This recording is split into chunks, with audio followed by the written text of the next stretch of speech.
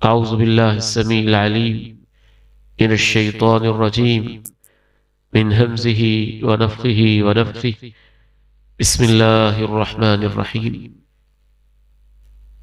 ومن الليل فتهجد به نافلة لك عسى أن يبعثك ربك مقاما محمودا۔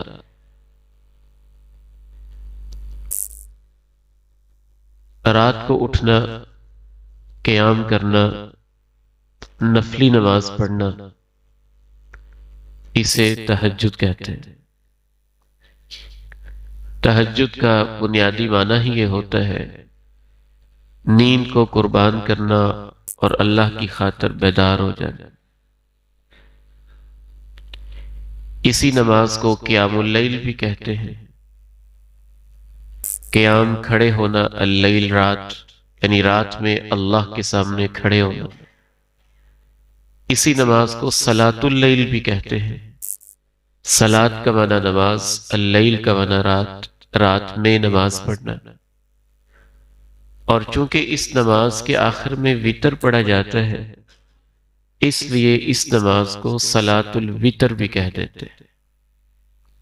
تو یہ چاروں ایک ہی نماز کے نام، تہجد، قیام اللیل، صلاۃ اللیل اور صلاۃ الوتر۔ اس کی کیا فضیلت ہے، کیا شان اور مقام ہے، کیسے اس کی توفیق ملتی ہے، اور اس کی راہ میں رکاوٹ کیا ہوتی ہے۔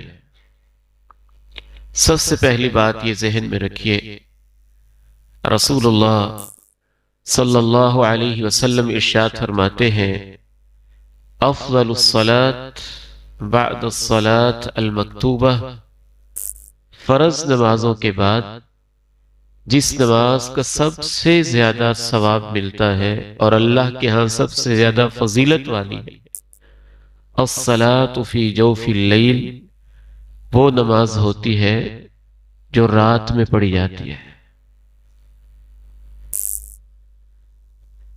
دن کے نفل بھی اپنی جگہ پہ فضیلت والے ہیں، لیکن اس حدیث میں رسول اللہ صلی اللہ علیہ وسلم نے رات کی نفلی نماز کو افضل ترین نماز قرار دیا ہے۔ یہ اس کی پہلی خصوصیت ہے۔ دوسری خصوصیت اس نماز کے اندر اللہ تعالیٰ نے یہ بھی رکھی ہوئی ہے کہ نفلی نمازوں میں سب سے زیادہ اللہ کو تہجد کی نماز، رات کی نماز پیاری لگتی ہے، افضل بھی ہے، محبوب بھی ہے۔ اتنی پیاری لگتی ہے کہ رسول اللہ صلی اللہ علیہ وسلم ارشاد فرماتے ہیں، احب الصلاة الی اللہ صلاة داود، پوری انسانی تاریخ میں سب سے زیادہ نفلی نماز کا طریقہ اللہ تعالیٰ نے جناب داؤد علیہ السلام کا پسند کیا تھا۔ کان ینام نصف اللیل، وہ آدھی رات سوتے تھے، وَيَقُومُ ثُلُثَهُ، اور رات کا تیسرا حصہ تہجد پڑھتے تھے، قیام کرتے تھے، وَيَنَامُ سُدُسَهُ، پھر جو باقی حصہ بچ جاتا تھا اس میں پھر آرام کر لیتے تھے۔ رسول اللہ صلی اللہ علیہ وسلم ارشاد فرماتے ہیں، ثَلَاثَةٌ يُحِبُّهُمُ اللَّهُ وَيَضْحَكُ إِلَيْهِمْ وَيَسْتَبْشِرُ بِهِمْ، تین آدمی ایسے ہیں اللہ ان سے محبت بھی کرتا ہے، اللہ ان پہ خوش بھی ہوتا ہے، اور اللہ ان کے کردار کو دیکھ کے مسکراتا بھی ہے۔ اور کسی بندے پہ اللہ کا مسکرانا اور کسی بندے سے اللہ کا پیار کر لینا اور کسی بندے پہ اللہ کا خوش ہو جانا، اس سے بڑا انعام کوئی نہیں ہے۔ تو آپ فرماتے ہیں تین لوگ ہیں جن سے اللہ محبت بھی کرتا ہے، جن پر خوش بھی ہوتا ہے اور جن پر مسکراتا بھی ہے۔ ان میں سے ایک شخص تو وہ مجاہد ہے کہ جب گمسان کا معرکہ ہوا، باقی دائیں بائیں بھی ہوئے تو وہ ڈٹ کے اور سینہ تان کے اللہ کی راہ میں کھڑا رہا۔ اور دوسرا، آپ علیہ الصلوۃ والسلام ارشاد فرماتے ہیں الذی لہ زوجۃ حسنہ، وہ آدمی جس کے پاس بیوی موجود ہے اور اس کی بیوی خوبصورت ہے، وفراش لین حسن، اور اللہ نے وسعت دی ہے، بستر بھی ہے اور نرم ہے اور اچھا ہے اور بچھا ہوا ہے، اور وہ اپنی خوبصورت بیوی کو چھوڑ کے اور اپنے نرم بستر کو چھوڑ کے اللہ سے باتیں کرنے لگ جاتا ہے اور رات کی نماز پڑھنے لگتا ہے، تو اس بندے پہ اللہ مسکرا بھی پڑتا ہے، محبت بھی کرتا ہے اور خوش بھی ہو جاتا ہے۔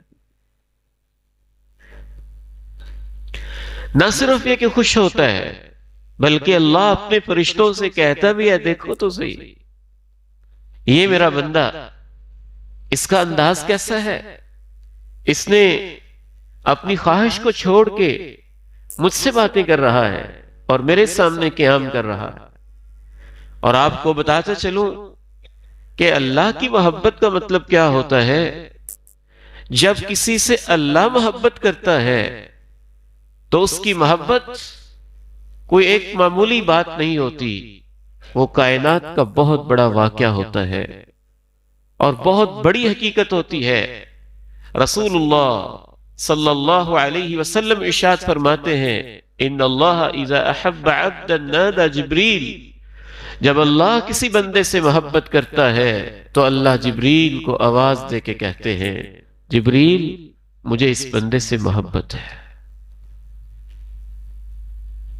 اور جب جبریل یہ اللہ سے سنتا ہے کہ کائنات کے بادشاہ کو اس بندے سے محبت ہے، تو جبریل فرشتوں کا سردار ہے اور وہ سب فرشتوں سے کہتے ہیں آسمان کے فرشتوں، اللہ نے مجھے بتایا ہے اللہ کو فلاں بندے سے محبت ہے تو تم سب بھی اس سے محبت کرو۔ تو آسمان کے فرشتے بھی اس سے محبت کرنے لگتے ہیں۔ آپ علیہ الصلوۃ والسلام ارشاد فرماتے ہیں ثم یوضع له القبول فی الارض، جب آسمان والے بھی اس سے محبت کرتے ہیں، فرشتوں کا سردار بھی اس سے محبت کرتا ہے اور کائنات کا رب بھی اس سے محبت کرتا ہے، تو انسانوں کے دل اللہ کے اختیار میں ہے، پھر زمین پہ بسنے والے انسانوں کے دلوں میں بھی اللہ اپنے اس بندے کی محبت پیدا کر دیتا ہے۔ وَمِنَ اللَّيْلِ فَتَهَجَّدْ بِهِ نَافِلَةً لَكَ عَسَىٰ أَن يَبْعَثَكَ رَبُّكَ مَقَامًا محمودا۔ رات کو تہجد پڑھے، یہ تمہارے لیے تحفہ ہے، تم ایسے کرو گے اللہ تمہیں ایسے مقام پہ پہنچائے گا جو مقام محمود ہے۔ اللہ نے اپنے پیارے نبی سے اسپیشلی اور خصوصی طور پہ مخاطب ہوتے ہوئے آپ علیہ الصلوۃ والسلام کو یہ تلقین کی ہے۔ تہجد کی نماز میں ایک اور خصوصیت اللہ رب العزت نے، تیسری خصوصیت یہ بھی رکھی ہوئی ہے کہ جس گھر کا یہ معمول ہو کہ اس گھر میں تہجد پڑھی جاتی ہو، نفل پڑھے جاتے ہو، راتوں کو اللہ کی عبادت ہوتی ہو، اللہ کے پیارے نبی علیہ الصلوۃ والسلام کی اس گھر کے بارے میں دعا ہے کہ یا اللہ اس گھر پہ اپنی رحمت نازل کرتے ہیں۔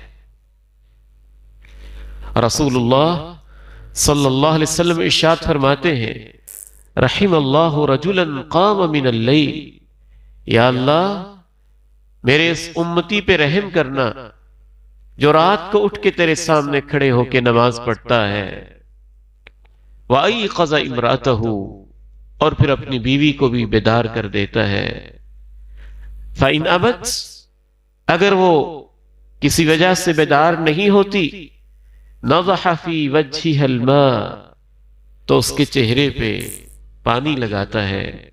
شارحین حدیث اور اہل علم نے لکھا ہے اس کا یہ مطلب نہیں ہے کہ اس کو زبردستی اٹھاتا ہے، یا سردی کی راتوں میں پانی پھینک دیتے ہیں، یہ تو ایک تکلیف دینے والی بات ہے۔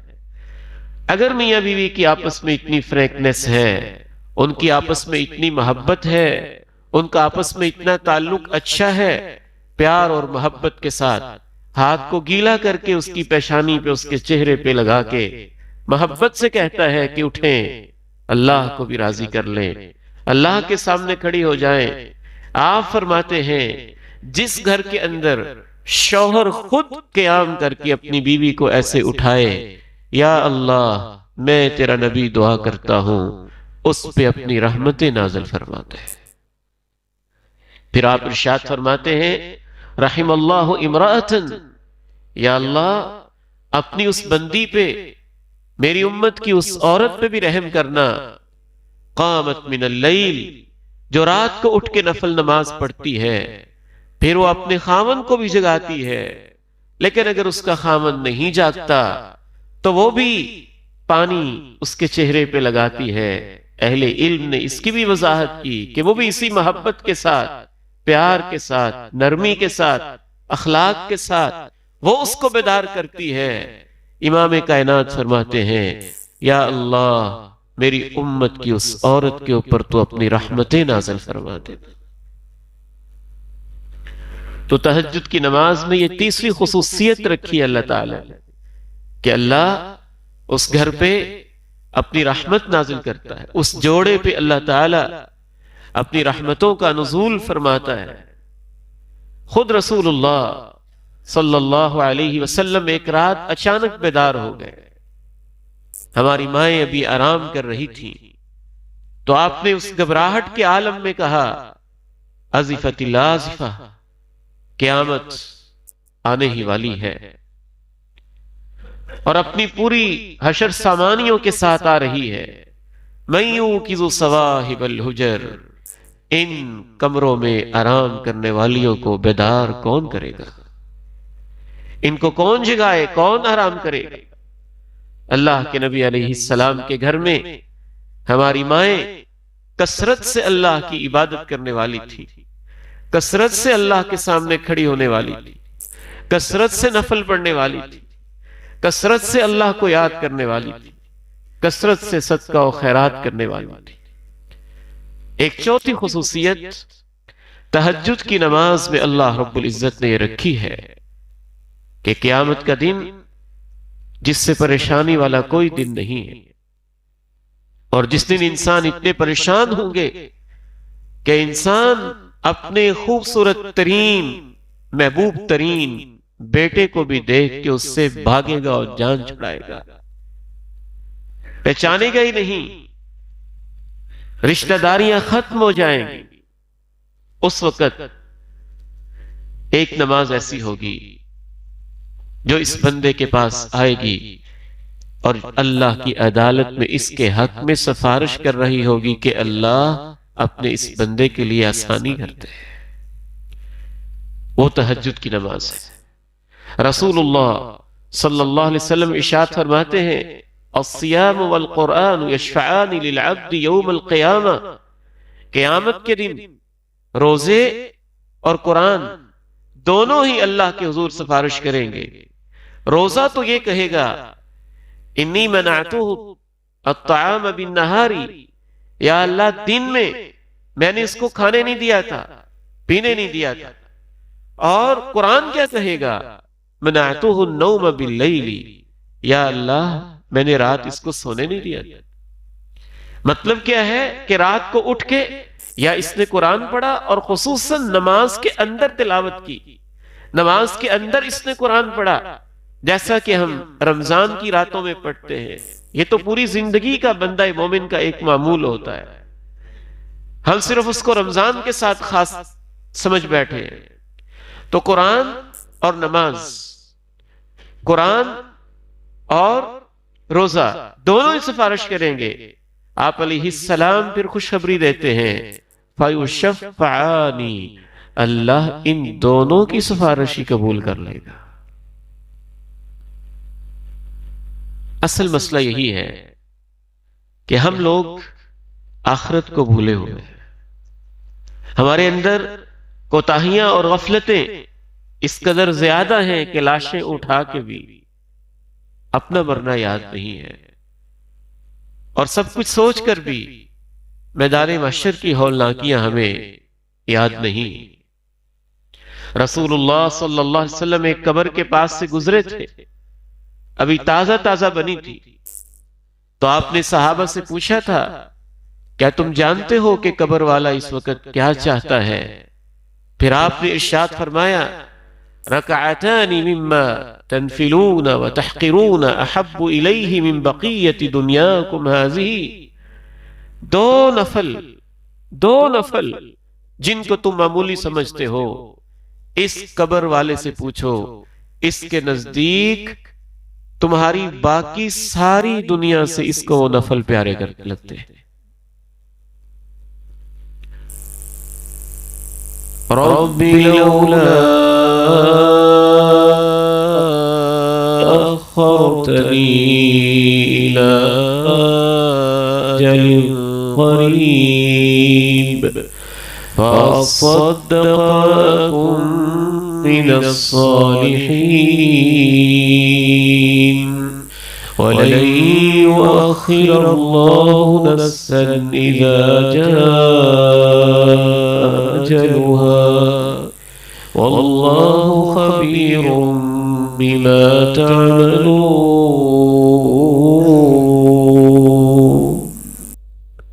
اللہ کہتے ہیں میری راہوں میں خرچ کر کے نیکیاں کما لو اس وقت کے آنے سے پہلے کہ جب موت کا وقت آئے گا تو پھر انسان یہ کہے گا اے اللہ تو نے مجھے تھوڑی سی مہلت کیوں نہ دی، میں تیری راہ میں خرچ بھی کرتا اور میں اور نیکیاں بھی کر لیتا۔ وَلَن يُؤَخِّرَ اللَّهُ نَفْسًا إِذَا جَاءَ أَجَلُهَا وَاللَّهُ خَبِيرٌ بِمَا تَعْمَلُونَ۔ ہرگز نہیں، جب وقت آ جاتا ہے پھر اللہ مہلت نہیں دیتا، اللہ کو خبر ہے اس وقت جو تم کر رہے ہو۔ اس نماز میں اللہ رب العزت نے ایک پانچویں خصوصیت یہ رکھی ہوئی ہے کہ جیسے جیسے انسان تہجد پڑھتا جاتا ہے، قیام کرتا جاتا ہے، اللہ رب العزت اس کے گناہوں کو مٹا کے اسے پاک اور صاف کرتے جاتے ہیں۔ صرف گناہوں سے پاک ہی نہیں کرتے، ویسے تو ہر نماز میں ہی، لیکن تہجد کی نماز میں بالخصوص اللہ نے یہ طاقت رکھی ہے کہ وہ انسان کو گناہوں سے روک دیتی ہے۔ انسان کے اندر وہ بصیرت، وہ ایمان، وہ یقین پیدا کرتی ہے کہ انسان گناہوں سے بچنے بھی لگتا ہے، گناہوں سے باز بھی آنے لگتا ہے۔ ان الصلاة تنہی عن الفحشاء والمنکر۔ اوورالی ایک اصول ہے کہ نماز بے حیائی اور برائی سے روکتی ہے، لیکن اس نماز کے بارے میں اللہ نے اسپیشل بیان کیا ان ناشئة اللیل ہی اشد وطئا واقوم قیلا ان لك في النهار سبحا طويلا واذكر اسم ربك وتبتل إليه تبتيلا رب المشرق والمغرب لا إله إلا هو فاتخذه وكيلا واصبر على ما يقولون واهجرهم هجرا جميلا۔ بے شک رات کا اٹھنا اشد وطئا، اس کے اندر بڑی طاقت ہے کہ یہ رونق دیتا ہے خواہشوں کو، غلط قسم کے خیالات کو، وسوسوں کو۔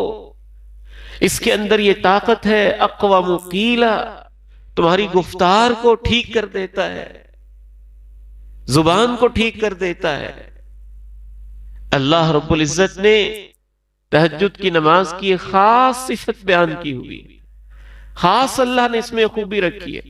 رسول اللہ صلی اللہ علیہ وسلم ارشاد فرماتے ہیں علیکم بقیام اللیل، میری امت کے لوگوں رات کو اٹھ کے نماز پڑھا کرو، فإنہ دأب الصالحین قبلکم، تم سے پہلے جتنے بھی نیک لوگ تھے سارے ہی ایسے کرتے تھے۔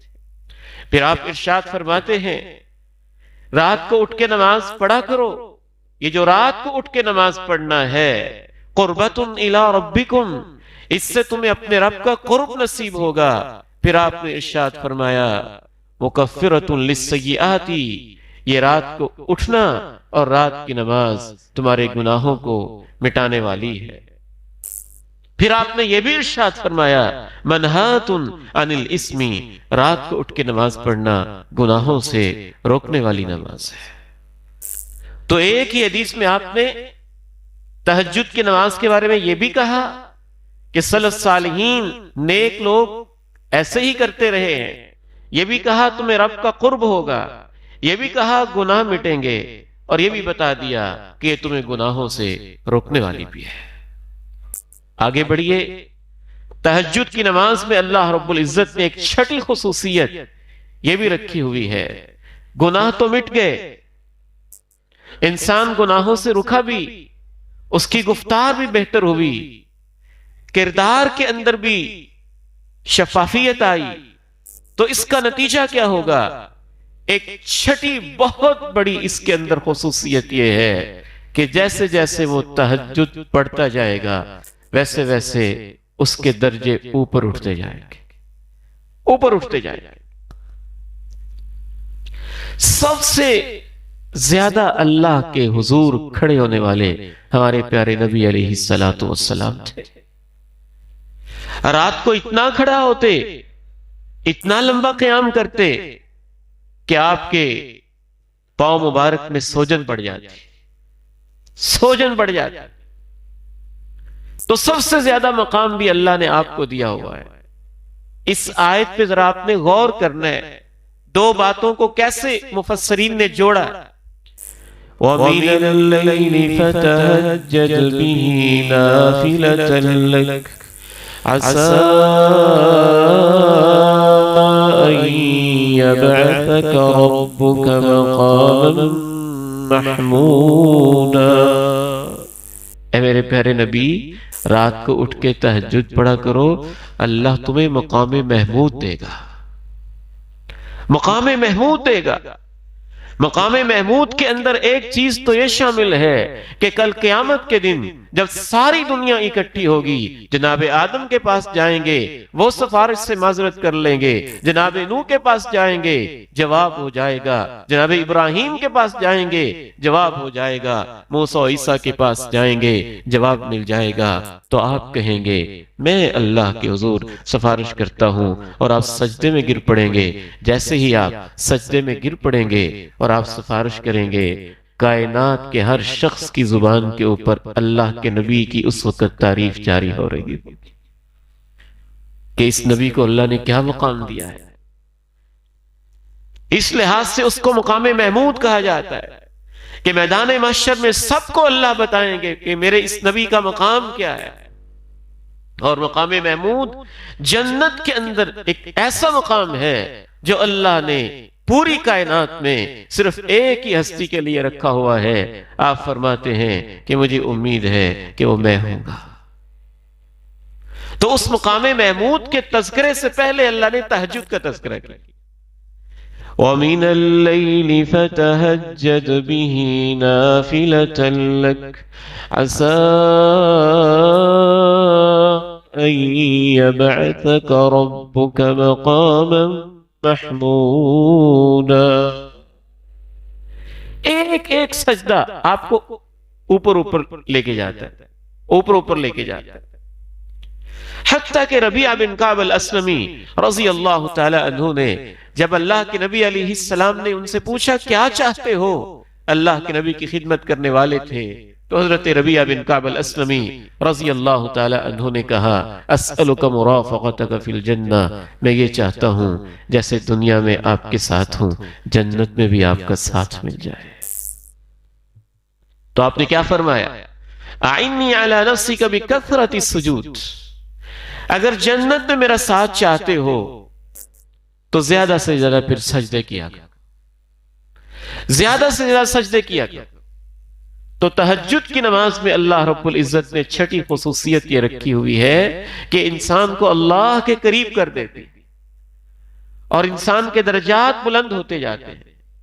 ایک ایک سجدہ اس کو اوپر اٹھاتا جاتا ہے، اوپر اٹھاتا جاتا ہے، حتیٰ کہ جتنے زیادہ وہ سجدے کرتا ہے اتنا ہی وہ اپنے رب کے قریب ہوتا جاتا ہے۔ اس لیے تو آپ نے فرمایا قربۃ الی ربکم، یہ نماز تمہیں رب کے قریب کر دیتی ہے۔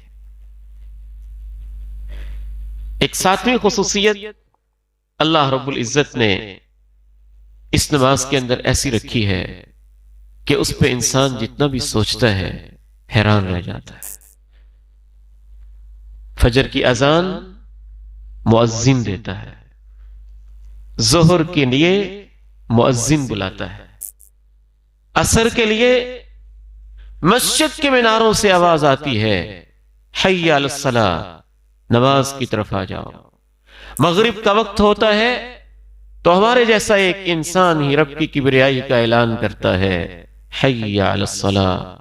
عشاء کا وقت ہوتا ہے تو انسان آواز لگاتا ہے حی علی الصلاۃ، نماز کے لیے آ جاؤ۔ تہجد کا وقت ہوتا ہے تو اللہ خود آواز لگاتا ہے، خود آواز لگاتا ہے۔ انسانوں کی آواز ہر انسان سن لیتا ہے، لیکن اللہ کی آواز وہی سنتے ہیں جن کو اللہ سے خاص محبت ہوتی ہے۔ ینزل ربنا تبارک و تعالی، امام کائنات علیہ السلام ارشاد فرماتے ہیں کہ ہمارا رب ہر رات میں جب رات کا آخری تیسرا حصہ باقی رہ جاتا ہے الی السماء الدنیا، آسمان دنیا پہ تشریف لاتے ہیں اور پھر وہ آواز لگاتے ہیں کوئی ہے مجھ سے مانگنے والا کہ میں اس کو دوں؟ کوئی ہے معافی مانگنے والا کہ میں اس کو معاف کر دوں؟ کوئی ہے مجھ سے طلب کرنے والا کہ میں اس کی حاجت کو پورا کر دوں؟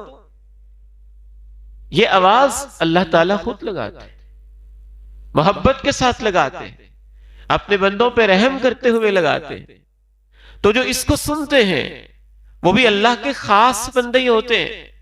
اس لیے اللہ تعالیٰ نے جب اپنے خاص بندوں کی صفت بیان کی ہے نا، جن کو اللہ نے کہا یہ میرے، یہ میرے، اور بندے کے لیے اس سے بڑا اعزاز کوئی نہیں ہے کہ اللہ کہے کہ میرے ہیں، اور اپنا نام بھی اللہ نے پھر یہ لیا یہ رحمان کے بندے ہیں۔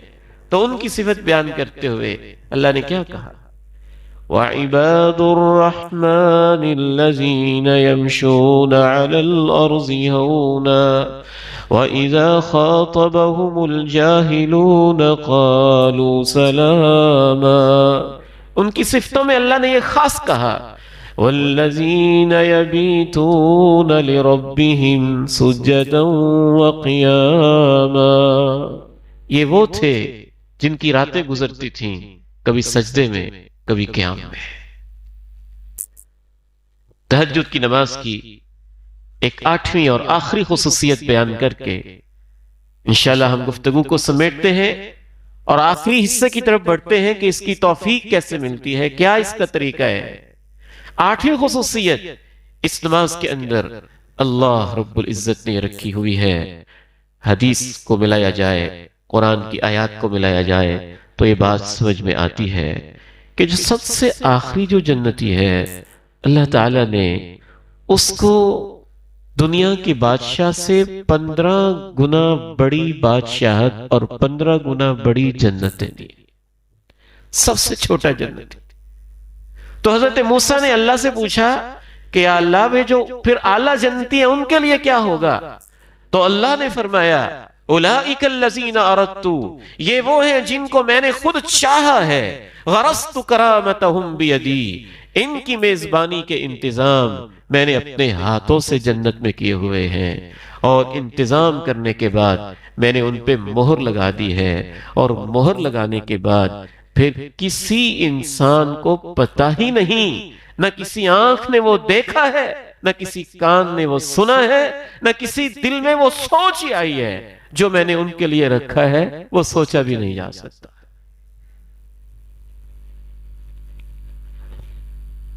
ان کی صفت بیان کرتے ہوئے اللہ نے قرآن میں ایک بات کہی ہے، تتجافى جنوبهم عن المضاجع يدعون ربهم خوفا وطمعا ومما رزقناهم ينفقون فلا تعلم نفس ما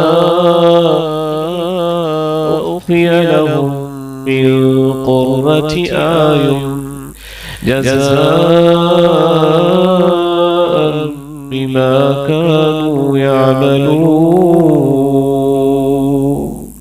یہ وہ تھے جن کے پہلو بستروں سے الگ ہو جاتے تھے۔ پہلو کو بستر سے جدا کرنا آسان کام نہیں ہے، تو اللہ نے کہا ان کے پہلو بستر سے جدا ہو جاتے تھے، یعنی لیٹے بھی ہوتے تھے تو اٹھ جاتے تھے۔ کیوں؟ یدعون ربهم خوفا وطمعا، یہ اپنے رب سے دعائیں کرتے تھے جنت کے شوق میں، جہنم سے ڈرتے ہوئے۔ اور صبح جو ہم نے ان کو دیا ہوتا اس میں سے خرچ کرتے تھے۔ فلا تعلم نفس ما اخفی لهم من قرۃ اعین، کسی کو نہیں پتا ہے ان کے لیے ہم نے وہ چیزیں چھپا کے رکھی ہیں جس سے ان کی آنکھیں ٹھنڈی ہو جائیں گی۔ یہ صلہ ہوگا ان کی محنتوں کا۔ اللہ تعالیٰ سے دعا کرنی چاہیے کہ رب کریم مجھے اور آپ کو یہ عظیم نماز نصیب فرما دے۔ نصیب کیوں نہیں ہوتی ہے، اس میں چند ایک رکاوٹیں ہیں، صرف میں سرسری ہی ان کا تذکرہ کرنا چاہوں گا۔ سب سے پہلی غلط فہمی یہ ہے کہ ہمارے لوگ یہ سمجھتے ہیں یہ بوڑھوں کی نماز ہوتی ہے، بابوں کی ہوتی ہے۔ جب رات کو نیند نہیں آتی، جوڑوں میں درد ہوتا ہے اور جگہ جگہ تکلیف ہوتی ہے اور کھانسی آتی ہے، وہ اٹھ جاتے ہیں تو وہ تہجد پڑھتے ہیں، جوان نہیں پڑھتے ہیں۔ سب سے پہلی غلط فہمی یہ ہے، اور میں اپنے بیٹوں سے کہنا چاہتا ہوں بڑھاپے کے اندر تہجد ان کو ہی نصیب ہوتی ہے جو جوانی سے پڑھ رہے ہوتے ہیں۔ یہ سوچ ہی غلط ہے۔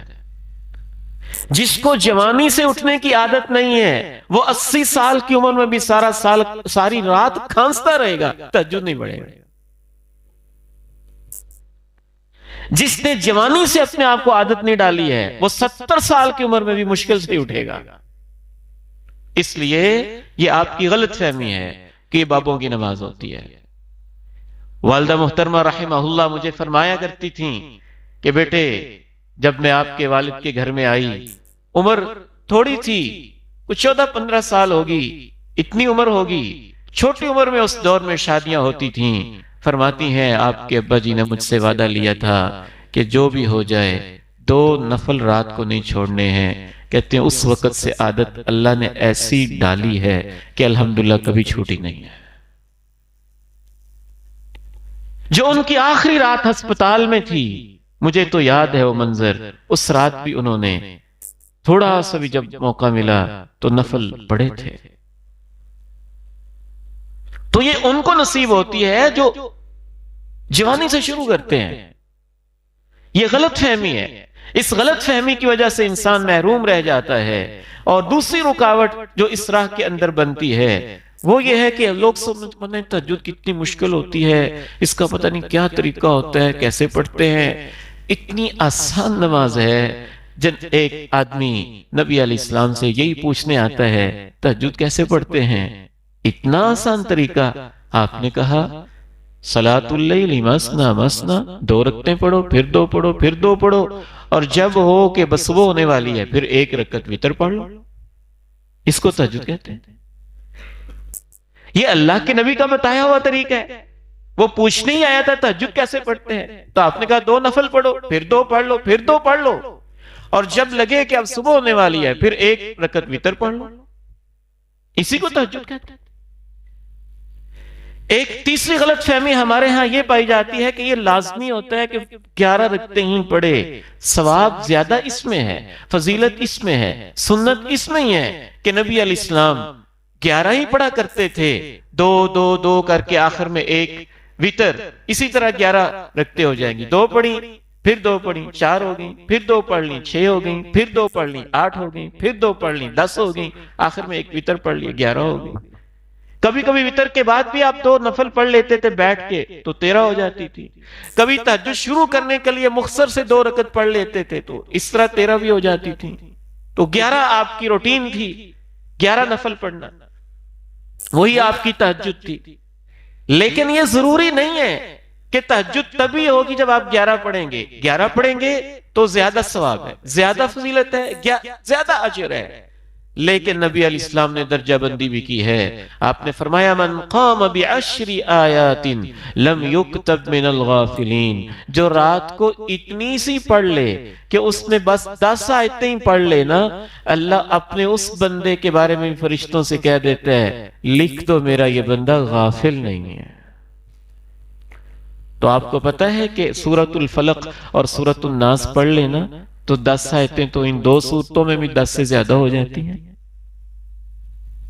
تو اس کا مطلب ہے کہ آپ شروع تو کریں، آپ 2 رکعت ہی پڑھ لیا کریں، 2 رکعت پڑھ کے پھر آخر میں وتر پڑھ لیں۔ بلکہ اگر آپ نے رات کو وتر پڑھا بھی ہوا ہے تو اللہ آپ کو توفیق دے دے صبح اٹھ کے تو یہ نہ سوچے کہ رات کو وتر پڑھے اب میں نفل پڑھ نہیں سکتا، وہ رات کو آپ نے آخری حصہ وتر بنا لیا تھا، اللہ نے اب توفیق دی ہے تو 2 نفل پڑھ لیں اٹھ کے۔ اگر آپ کی مستقل روٹین ہے تو پھر رات کو وتر چھوڑ دیں اور صبح جو اللہ توفیق دے 2 رکعتیں 4 6 پڑھ کے آخر میں وتر پڑھ دیں، اسی کو تہجد کہتے ہیں۔ تو جب آپ شروع کریں گے تو پھر اللہ زیادہ کی توفیق بھی دے دے گا۔ یہ سوچ کے کہ پتہ نہیں بس 11 ہی پڑھنی ہوتی ہیں اس سے کم ہو ہی نہیں سکتی۔ ایک تیسری غلط فہمی اس معاملے میں یہ بھی پائی جاتی ہے کہ لوگ یہ بھی سمجھتے ہیں کہ تہجد لازمی ہے کہ آخری رات ہی پڑھنی ہوتی ہے، آخری رات زیادہ ثواب ہے، زیادہ فضیلت ہے، زیادہ اجر ہے، لیکن درمیانے حصے میں پڑھی جا سکتی ہے، شروع میں بھی پڑھی جا سکتی ہے، اس کی بھی گنجائش موجود ہے، رخصت موجود ہے۔ من کل اللیل اوتر رسول اللہ صلی اللہ علیہ وسلم، افضل زیادہ ثواب رات کے آخری حصے میں ہے۔ لیکن اگر اللہ تعالی کی طرف سے آپ کی ایسی مصروفیات مجبوریاں مسائل ہیں کہ رات کے آخری حصے میں نہیں تو آپ درمیان میں بھی پڑھ سکتے ہیں اور آپ شروع میں بھی پڑھ سکتے ہیں، اس کی بھی گنجائش موجود ہے۔ آپ رات کو نفل پڑھیں گے تو اللہ آپ کے لیے اس کو قیام اللیل بنا دے گا، رات کا قیام بنا دے گا۔ اس حوالے سے ایک اور گزارش کر کے میں آپ سے اجازت چاہتا ہوں کہ اس کی توفیق کیسے ملے گی۔ اس کے لیے 2-3 صرف معاملات ہیں۔ پہلے تو اپنی نیت ٹھیک کر لیں، اللہ سے ارادہ تو کریں، دعا تو مانگیں، اور دوسرے یہ ہے گھر میں جو بزرگ ہیں ان سے کہیں مجھے اٹھا دیا کریں۔ اللہ کے پیارے نبی علیہ السلام اپنی شادی شدہ بیٹی سیدہ فاطمہ کے گھر اسپیشل گئے تھے تہجد کے لیے اٹھانے کے لیے۔ تیسرا طریقہ ہے کہ دوپہر کو تھوڑا آرام کر لیا کریں، دوپہر کو قیلولہ سنت ہے، چاہے 10 منٹ ہو جائے 15 منٹ ہو جائے، اس سے آپ کا جسم ریفریش ہوگا۔ اور چوتھی چیز ہے کہ رات جلدی سو جایا کریں عشاء کے بعد، جتنا جلدی سوئیں گے اتنی جلدی اٹھنے کی توفیق ملے گی۔ اور 5ویں چیز یہ ہے، آج تو الارم موجود ہیں، ایک الارم لگا دیں، 10 منٹ کے وقفے سے دوسرا لگا دیں، 5 منٹ کے وقفے سے تیسرا لگا دیں، بار بار الارم موبائل کا بجے گا تو آپ اٹھ جائیں گے۔ اور آخری بات اس حوالے سے یہ ہے کہ گناہ کم کر دیں۔ امام حسن رحمہ اللہ سے پوچھا گیا تھا مجھ سے رات اٹھا نہیں جاتا، تو انہوں نے کہا تمہارے دن کے گناہ رات کو تمہارے پاؤں کی بیڑیاں بن جاتے ہیں، وہ تمہیں اٹھنے نہیں دیتے، اور اللہ تمہیں اپنے سامنے کھڑا کرنا پسند نہیں کرتا ہے۔ اللہ تعالیٰ سے دعا ہے مجھے اور آپ کو اللہ ان لوگوں میں شامل فرمائے جن کو اللہ اپنے سامنے رات کو کھڑا کرنا پسند کرتا ہے۔ وآخر دعوانا الحمدللہ رب